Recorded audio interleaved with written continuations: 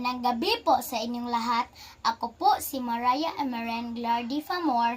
Ito po ang aking performance task sa MAPE at Filipino. Ito po ay sarili kong likhang tula na pinamagatang pangaral at pagmamahal ng ina.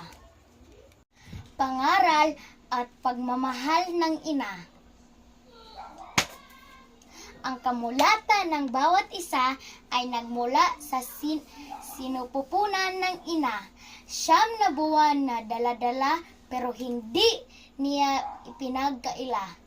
Dapat nga bang sundin o pangit na asal ay uulitin, siya ang nagbigay una ng pagmamahal mula nang tayo'y iniluwal. Pangaral ng inay mula sa ating pagkabata, hindi dapat natin ilibing at malanta. Sikapin natin maging isang mabuting bata. At ang pangaral ng inay dapat ilagay sa puso't diwa.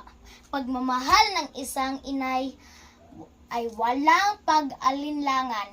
Kahit ano paman ang kailangan, ibibigay kahit walang kapalit ng anuman, sapagkat ang pagmamahal ay magpakailanman.